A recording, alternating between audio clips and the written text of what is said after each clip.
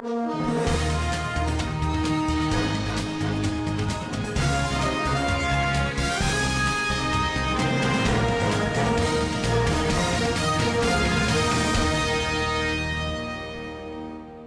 and thanks for joining us. Welcome to Standard Voice Television News. I am Rahama Ibrahim Dusara.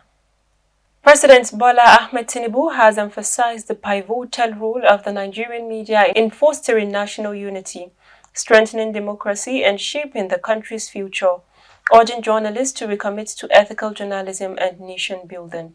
The president, who was represented by the Minister of Information and National Orientation, Mohammed Idris, made the call at the 70th Anniversary Gala Award Night and book presentation of the Nigerian Union of Journalists, held Saturday at the Shehu Umar Musa Yar'Adua Center in Abuja. The minister, who also served as chief host of the event, hailed the enduring leadership between President Tinubu and the media, describing him as a staunch ally of press freedom.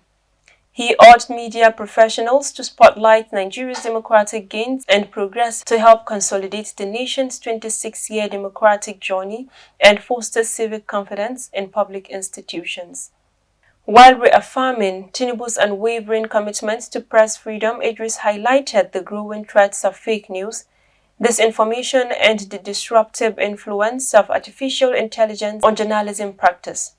Speaking, NUJ President Comrade Alhassan Yahaya hailed the union's 70-year journey as a testament to professionalism, patriotism, and the power of journalism to shape national development. He recalled how the union, founded on March 15, 1995, began as a platform to advocate for journalists' welfare, but evolved into a powerful institution at the forefront of national discourse and democracy. President Julius Maada Bio, Australian, has assumed the role of chairman of the ECOWAS Authority of Heads of States and Government, succeeding Bola Tinubu, whose two-term tenure has officially concluded. The transition of leadership took place during the 67th ordinary session of the authority, held in Abuja, Nigeria's capital, where Tinubu formally handed over the reins to the Sierra Leonean counterparts.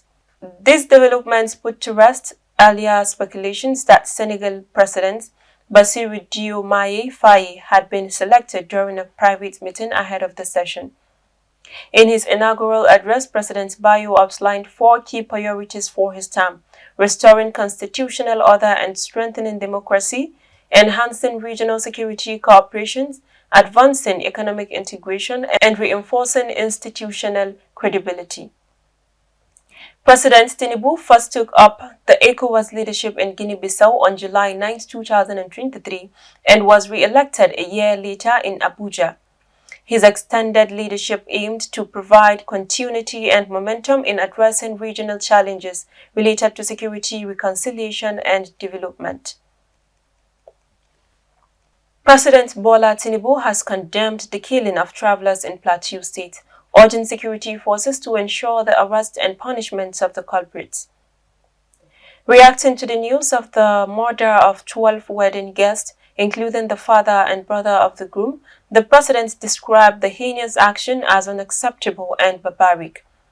The victims, many of them injured, were traveling from Zaria in Kaduna State to Jos in Plateau State.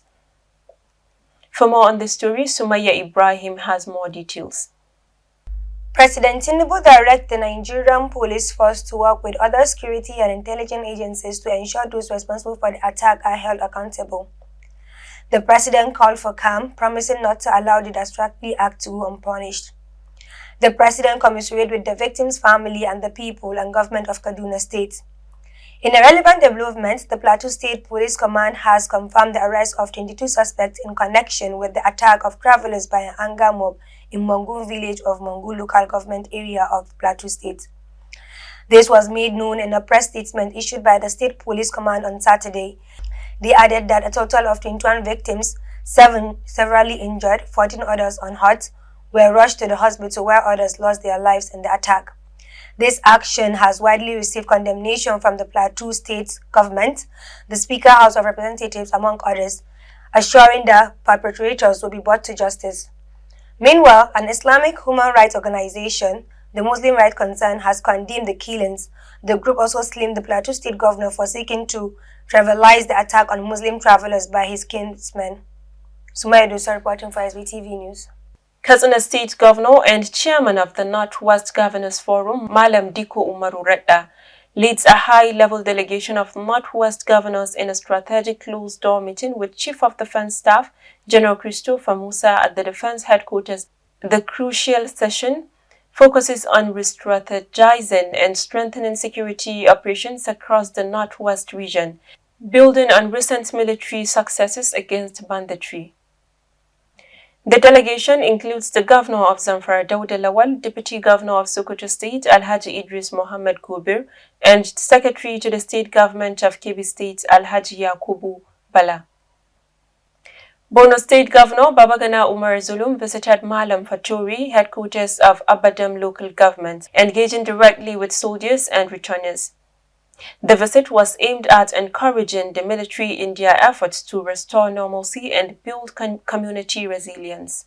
Malam Faturi is a border community located on the fringes of the Lake Chad Basin, which was displaced by terrorists about 9 years ago.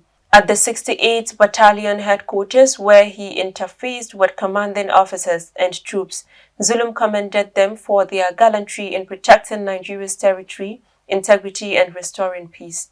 Addressing the returnees, mostly from the neighboring Niger Republic, Zulum urged them to be vigilant and to report any suspicious person or movement to security personnel.